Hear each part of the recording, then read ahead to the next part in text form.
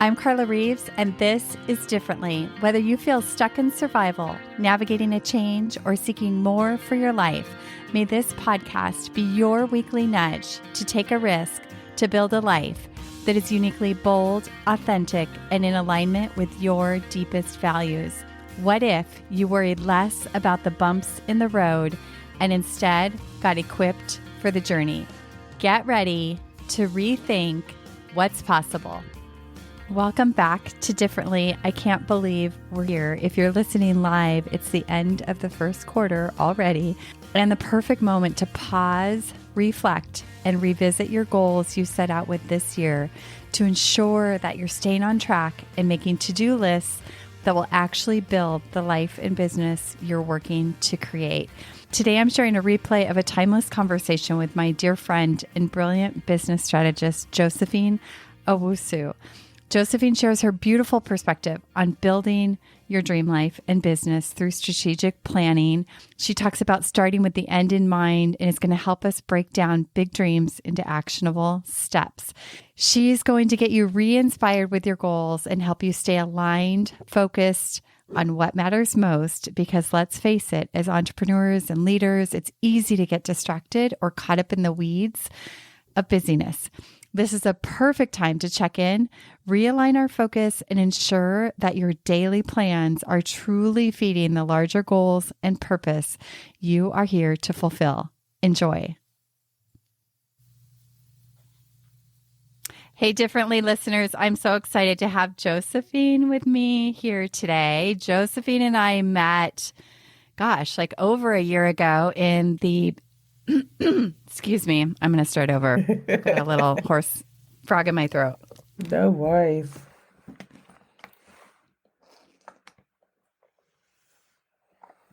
Hey, Differently listeners, I'm so excited to have Josephine here with me today. She and I met over a year ago at the in the Biz Chicks Mastermind, and we've connected numerous times since then, and we are going to dive into strategic planning, and I can't wait. So welcome, Josephine. Thank you so much, Carla. I'm so happy to be here.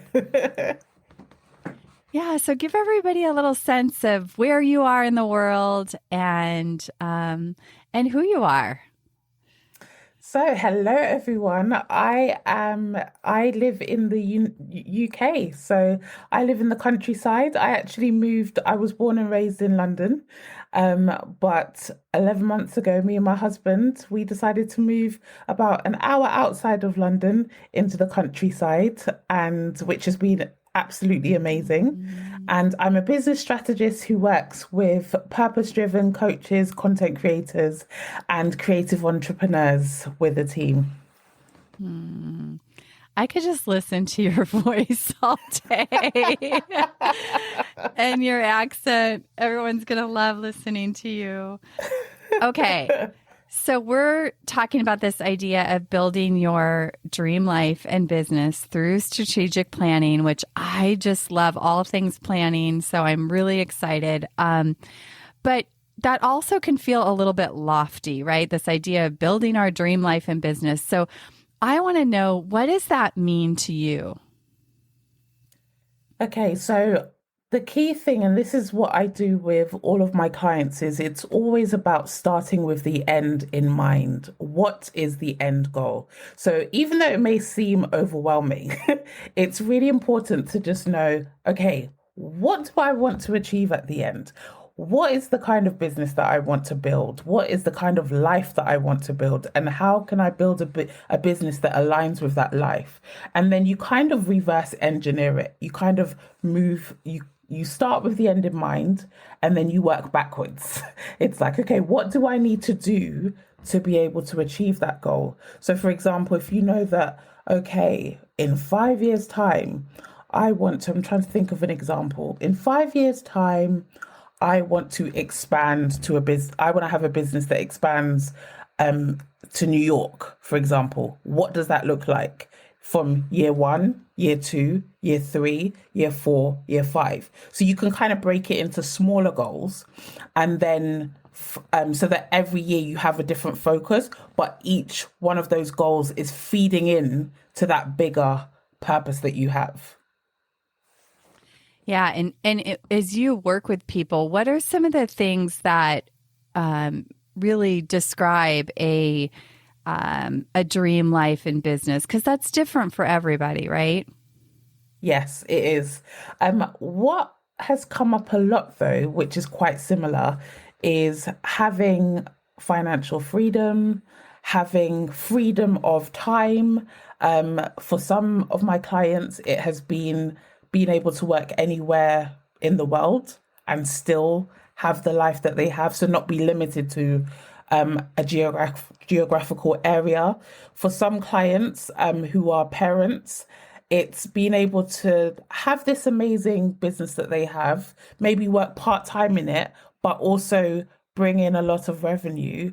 And then also for it to be able to fund the lifestyle and provide for their families, and also for them to have time to look after their kids and spend time with their kids and their spouses. So it's, yeah, as you said, it's different for everyone, but what comes up a lot is that freedom of time and being able to do what they want whenever they want. You're speaking my language. And I think this whole idea of beginning with the end in mind and really deciding what does that mean for you, right? It doesn't have to look like everybody else. And I know for me and the clients I've worked with, sometimes we get caught up in that, right? Like chasing something that the world or our culture or other people are chasing. And then we wake up and realize like, whoa, I built something that doesn't really feel like my own or aligned with who I am. So I love that you start with the end in mind. And I love that you said the word alignment, because that's just like near and dear to my heart and all the work that I do, because if it's not aligned, then it doesn't feel right, right? Exactly. And I agree with that, because there are lots of people who, when you look out in the world, they look successful, but behind the scenes, they are burnt out, they are tired, they are stressed, their relationships are falling apart. And so they may have built a successful business in the world standard, but they don't feel successful because their life is just falling apart. And one of the things that I love doing with my clients at the beginning of we do, if they're doing an intensive, a strategic planning intensive, one of the things that we do is we do a visualization exercise, and it amazes me time and time again the things that come up. For a lot of the clients, things bubble up where they're like, "Oh, I forgot about that dream." It's like I forgot about that dream, and then they're literally like, "Oh my gosh, yes, this is what I want to do." I had a client where she really realized a dream that had just kind of been pushed aside. And because of that exercise, she ended up pivoting her business, and it's just changed the way her business is, and the way she's just killing it. It's amazing. And it's because she's building a business that aligns with her family life, that aligns with what she wants and her goals and everything. And she's not just chasing after, okay, this is what my competitor is doing. She's chasing after her own desires. So yeah. How do we two questions. One is kind of, why do we get swept away in that, right? Like chasing something that doesn't really align, and how do we recognize that? So the first thing is we're losing our focus. So we're looking too much at what other people are doing. You know, we all know that it's very easy to look at, for example, Instagram, and people are posting their highlight reels and just thinking, oh my gosh, I think that's what I want, and that looks amazing. But instead of actually looking within and thinking, what do I actually want? What does success look like to me? Sometimes we look at what success looks like to other people instead of actually taking the time to review. I think that I don't think a lot of people spend enough time reviewing their lives and kind of just really taking the time to dream and think about, what is it that I love doing, and where do I want my life to go? So I think it's definitely to do with losing focus and kind of getting shiny object syndrome. You know, whenever there's anything new, okay, maybe I should do that. So just you end up kind of being pulled apart in different places. I think that's one of the key things, losing focus and just focusing on other people's dreams instead of actually taking the time to sit down and, think about, okay, what do I actually want? Like for me, because of my faith, I literally will spend time with God and I'll pray and ask, okay, Lord, what do you have for me, kind of thing, and I'll dream, and it's about kind of connecting with that. So that's one of the reasons. And your second question, sorry, I forgot. I forgot too. Oh, actually, you said how do we get back? How do we get back? Okay, so the way to get back is, as I said, is taking that time to literally, even if it's, I know not everyone loves to journal, but I think journaling is such an amazing practice. And so take that time out and ask yourself those questions, like, find a lovely, comfy, quiet corner in your house. And even if it's just half an hour, and sit there and just think about, or go for a walk. And then you can write it down after and just think about, where do I want to be in a few years? What kind of business do I want to build? What things light me up in my business? When was the last time I really enjoyed what I was doing in my business, and what was it? And then what kind of life do I want to have? What does that look like? What does it look like on a daily basis, a monthly basis, an annual basis? What does it look like in how I spend my time, the clients that I work with?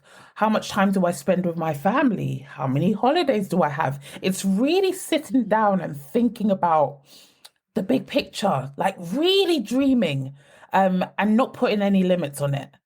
Like, if I could live my dream life, what would that look like? What are the simple things that it would include? Like for me, I love to walk. And especially since we moved out to the countryside, I've got a walking buddy, and we go on early morning walks around the beautiful countryside. And that just, it just lights me up. And that's a simple thing. I also love to go on spa days and spa weekends. And so it's really thinking about, what is it, the things that I really enjoy from life. I think that is so poignant what you're saying, because I think when we don't take time to actually get quiet and ask those important questions, we can get lost in this fairy tale idea of what our life should be like. But when we actually get real about it, the things we deeply want are far more simple than often our mind or the world wants to tell us. They're really simple things. And I think so many things could be solved in our own lives if we just spent a little more time getting quiet. Our world is so noisy, and I love what you're saying here. Okay, so back to this idea of the end in mind. I know in my own life the importance of that. Like, I've always had kind of a mission in front of me, whether it was like, who do I want to be as a mom, or what kind of marriage are we creating, or what kind of business am I building? And sometimes those visions have been like 5-year, 10-year, 15-year, 20-year visions that I just can almost like repeat in my mind, that I carry in front of me, even when there's no evidence showing that it's happening or, real yet. And those have led all the different parts of my life. And I think this is so, so incredibly powerful.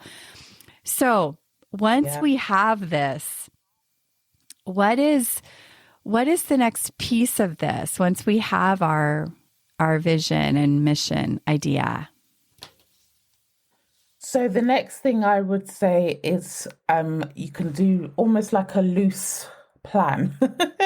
And remember that when it comes to goal setting, it's you can always adjust things. It doesn't mean that just because you set a goal, that's it.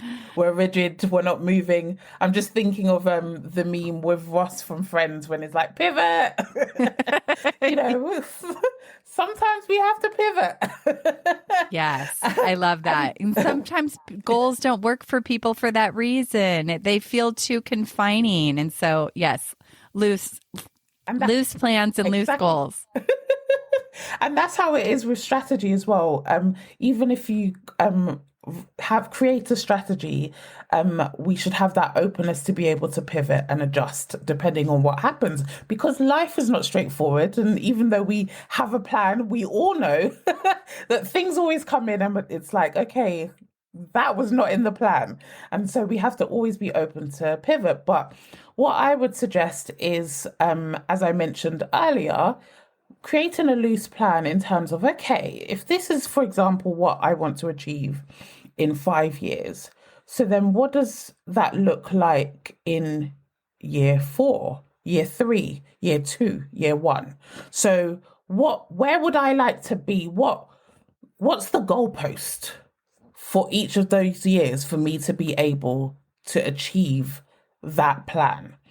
And then you would come back to year 1, which is the current year that you are in, so the next 12 months, and you would look at that big goal and break it down. So I always like to break down things. So, for example, give me a goal. I'm going to let you give me a goal. So say there's a goal that you have for this year, and I can give you an example. Well, I think one of the goals for this year for our life was to be more mobile and create more adventure in our lives and more living. Love that. Okay. So I love that. I love that. I love that. So what you would do is, in terms of, so you don't want to be limited to a place. You want to be able to travel. Do you know how many weeks or you want to travel in the year? Haven't actually defined that. But I think we just want to have, kind of adventure and trips kind of plotted throughout the rest of the year, which we kind of have Okay. done a little bit of. Yeah. Okay, so I love that. That's a great example. So what I would do for the next 12 months, if I know that, okay, I want to be more mobile, moving around, having trips here and there, is I will look at the 12 months and then we'll decide, okay, maybe we want to do a trip every month. Maybe we want to do a trip every month. You might decide that you want to do 2 big trips a year.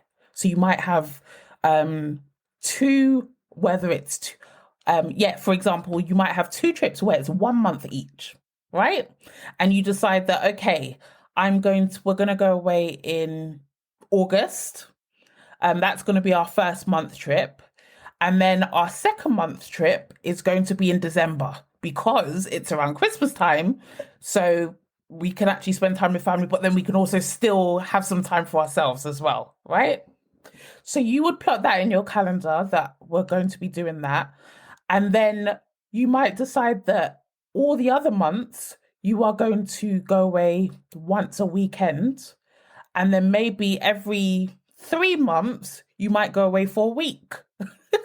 So you will kind of plot that out. It's all about planning, looking at each month and being like, okay, so most of these months, so 2 months, for example, for Q1, the first 2 months, I'm going away for the weekend. We're going away for the weekend, and then we decide where we're going.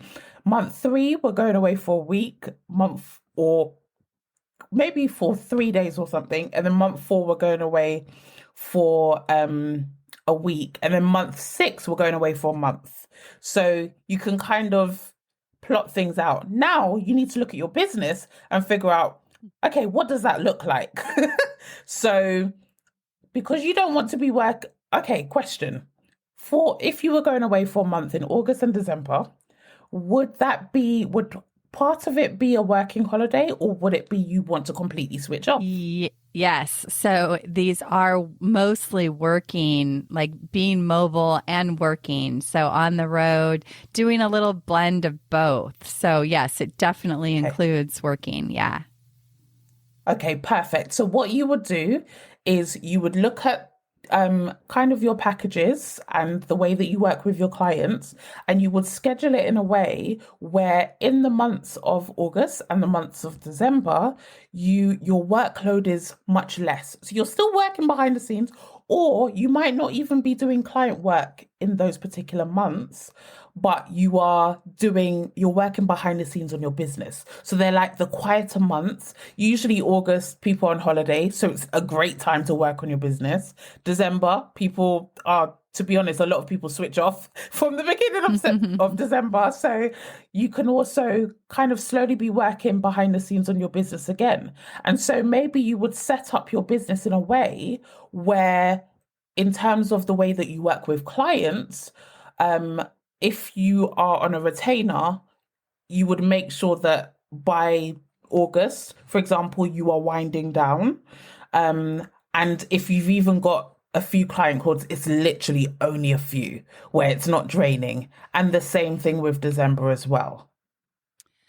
I love what you're saying. So it's like, regardless of what our goal is, it's kind of like plotting these big rocks, right? Because what I know when I plot the big rocks, just like kind of casting your vision or mission, it's like your life starts to line up around those things, right? The problem is when we don't have big rocks clear in our life or plotted in our life, then life just fills up everything and we're left feeling overwhelmed, frustrated, consumed by everything else but our big rocks. And that leaves us feeling powerless and frustrated, right? So let's talk about that for a little bit, because I know you help people with overwhelm, and that's a big topic I know with the people I work for too. So let's talk about that for a minute. Yeah. So in terms of overwhelm, I think a lot of us, sometimes we just see that there's just too much to do. Too So many one of the things things. I always, too many things. So this is why a theme that you will keep on hearing is about writing things down, about planning. If you don't plan, I have a saying, if it's not in the calendar, it's not happening. So you could have a dream that, oh yes, I want to be mobile this year and we're traveling. But if you don't actually look at the calendar and schedule it in, it is not happening. If we didn't schedule this podcast interview, it would not have happened. And I always say that someday is not in the calendar. So we need to, it's really important. The key is in the planning. The key is writing things down. I think when people are overwhelmed, the first thing that you need to start with is literally do a brain dump. And I would encourage you to do that even. So, for example, when you're planning your month, you have a brain dump of what you want to achieve for that month. The same as if you were planning for your week. You can either, some people plan on the Friday just before they finish their day and close up for the weekend. Some people plan on a Sunday when they chilled and it's part of their self-care, and they're kind of winding down on a Sunday. But I think the key is actually making a note of what are the things that are all in my head. If it's in your head, you're gonna stay overwhelmed. So I would start with, write everything down. Just do a brain dump. Brain dump, it's of everything that's in your head, which is like, I need to do this. And then look at, okay, which ones of these things is actually time sensitive, for example. So which ones are actually like, I need to get this done by a certain time, a certain day. There's a hard deadline on it. And then look at the things where it's important, but you could actually schedule it in. You can plot it in. I'll give you an example. If you were planning to travel in August and you know that you had certain things that needed to be done for clients and wrapped up, you would make sure that you would schedule it in. So if you knew that, for example, you were, I don't know, launching a program, or you had a deliverable that you needed to give, or a strategy that you needed to provide, you would make sure you'd almost kind of look at your vacation time or that downtime as a project. It's like operation project. What do I need to do to be able to, for that month to be a success? for me to be able to not be stressed out and working 100%, but actually be able to take some time off and really enjoy that time and not be stressed? What needs to be put in place? So it's kind of treating it as an actual project and mapping things out. So I always encourage time blocking. So if you've got an ongoing project where it's something that it takes a bit longer, you can schedule time in on a particular day every week so that you're getting a bit done every time. So you could have a project to do with, for example, you want to rebrand your website. You need to write the copy. You need to provide, all these different things. You can map that out. You can decide that a Wednesday is your website day, and you map out 4 hours every week to make sure you do that. And the key thing is, when you are time blocking, don't just do website. Attach. So true. In the just right, because that's what we do sometimes. But in the description, put specific tasks, specific actions that you need to achieve for that particular date. So you can kind of plan from week to week and then do that. Another thing that I would recommend is theming your days as well. So, for example, if you have a podcast, a great thing a lot of podcasters do, and I'm sure you do as well, is they have a specific day that they record their podcasts, because you're not getting distracted. Overwhelm comes when you feel like you're being pulled in different directions for different tasks. So it's like you're focusing on that one task, you're focusing on recording. It's the same kind of task. That's what's going to allow you to be more productive. Oh, I love that. I love these ideas. So I want to highlight a few things you've said. One is the power of a brain dump. When you're feeling overwhelmed, I know for myself, like it's all just stirring in your head, and you've got things for this week, next month, the whole year, like stirring, swirling in your head, and just sitting down to like empty it, right? To actually see like, what is today? What is this week? What is next month? And you can kind of spread it out. Then you feel a little more sense of control and power over actually what's here and now. So powerful, you guys listening, just emptying your mind on a regular basis of that for overwhelm. I think that's incredible. And the second thing I want to highlight is this idea of, well, I just hear you kind of talking about focus. And I love that you're always focused on what is it that you want, and then how can you line things up to that? Because I think a pitfall for us as humans is to get focused on what we don't want, and that creates overwhelm too. Yeah. And even when you when you do your brain dump and you look at your list of things, ask yourself the question, do I actually need to do this thing? So you can go through that exercise. Is this going to move my business forward? Does this align with the goal that I have for this month? So true. I'm so guilty of that. Sometimes things just end up on my to-do list that aren't even relevant with the goals I have right now. Yeah. Right? Can I park it? So it's really, once you've dropped that down, it's like you have to be ruthless. It's like if you're doing a clear out of your wardrobe, of your clothes, and it's like, I have not worn this in a year. I have to be ruthless, chuck you out. You really need to sit down and think, okay, does this actually line up with my goal for this month, which should line up with my goal for this quarter, which should line up for my goal for this year, which feeds into my ultimate big dream goal? And so if you're always asking yourself that question, you're being intentional about everything that you are doing, and you're not just being pulled in so many different directions.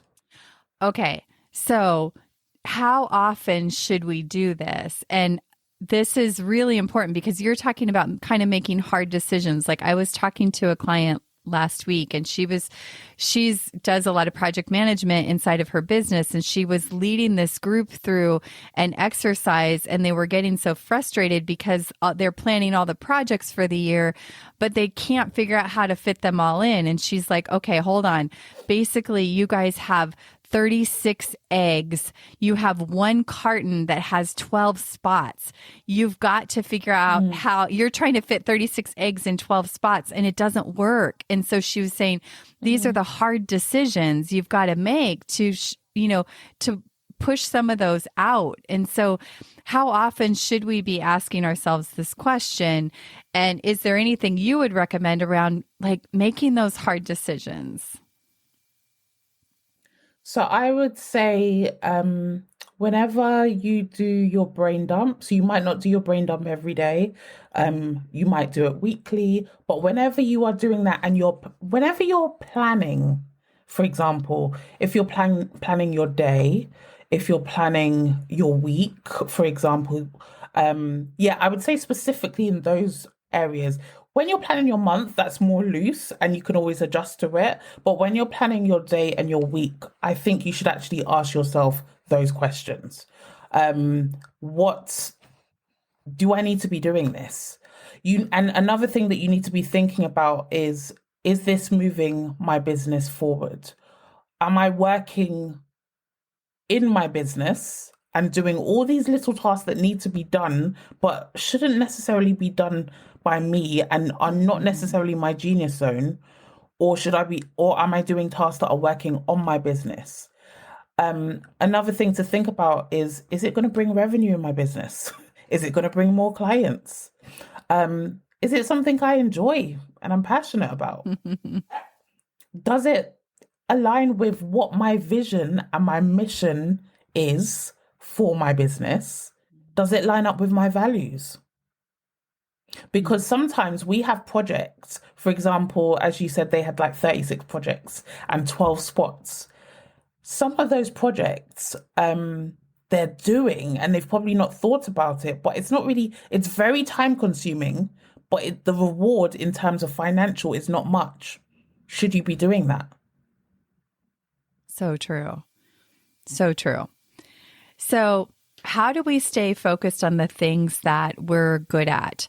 I know that's something that is important to you and that you help people do. How do we recognize that? And how do we recognize when we're out of alignment there?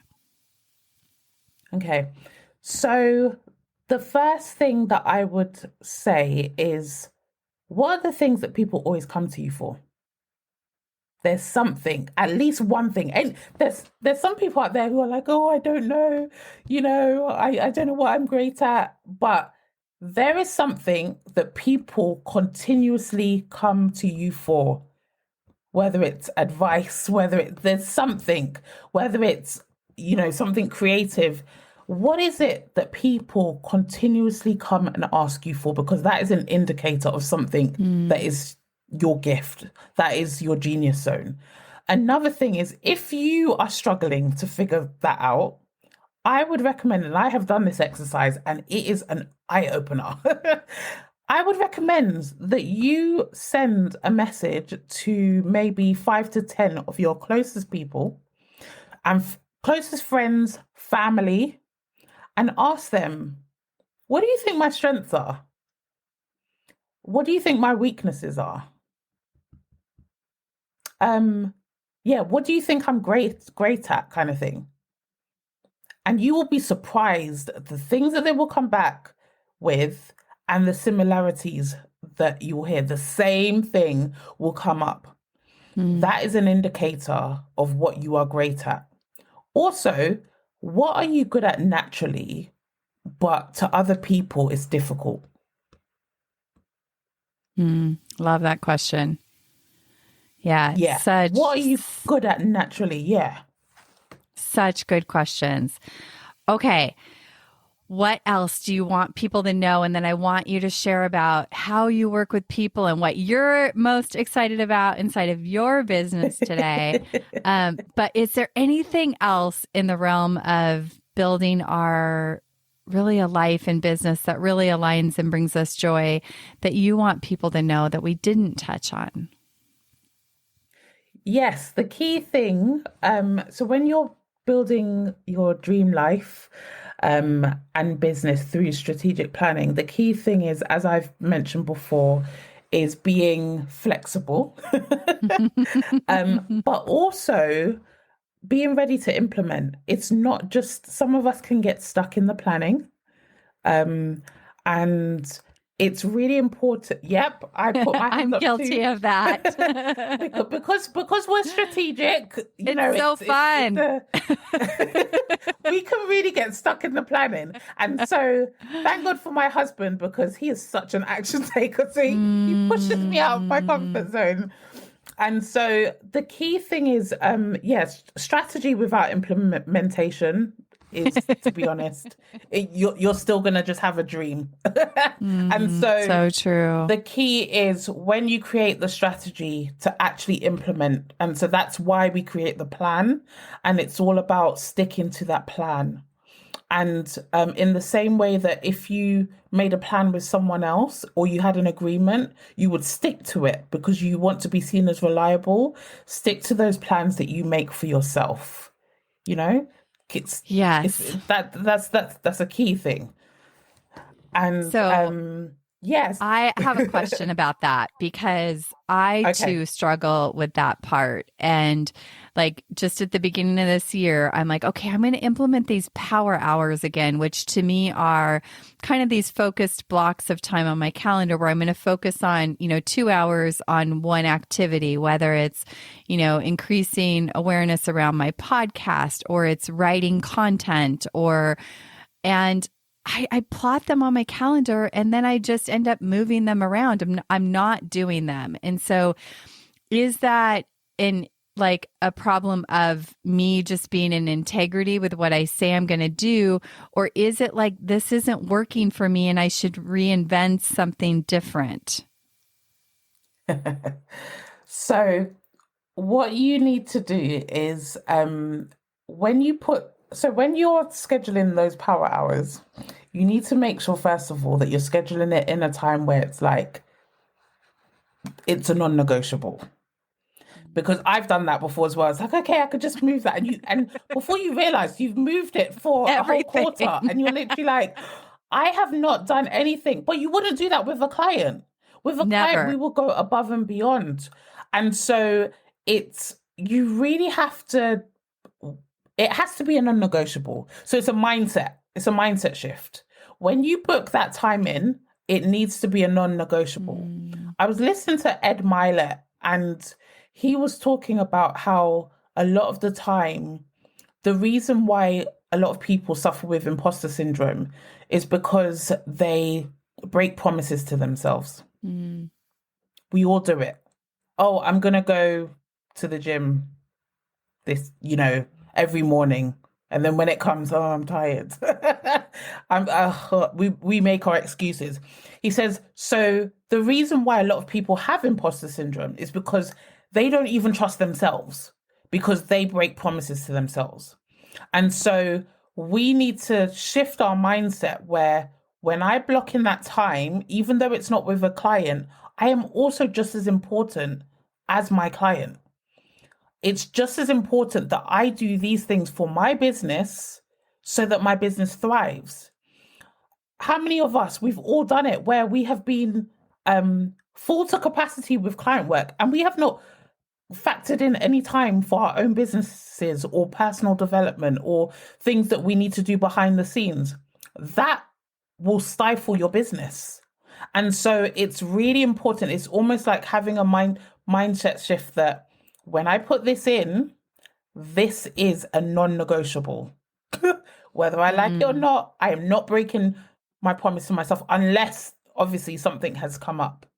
And so it's not easy, but it's a mindset shift that we have to do, that I'm not going to break this promise to myself, and just take it day by day. I think that's so interesting. I think what you helped me see is that I have these non-negotiables in my life, like all over my life when it comes to well-being or my marriage or my family or my kid, like having quiet time. But what you helped me realize is I think that what I've plotted on my calendar isn't a non-negotiable, and I need to reassess what I'm putting on there to actually make it align with that. That's really powerful. I love that. Okay. Yes. What are you up to, Josephine? What are you excited about? And how can people, work with you? And what does that look like? Okay, so I'm excited about a lot of things this year. So 2023 is my year of visibility. That's one of my words. I've got three words, but visibility is one of them. And so I'm currently working, excuse me, I'm currently working on behind the scenes, and I'm going to be launching a YouTube channel.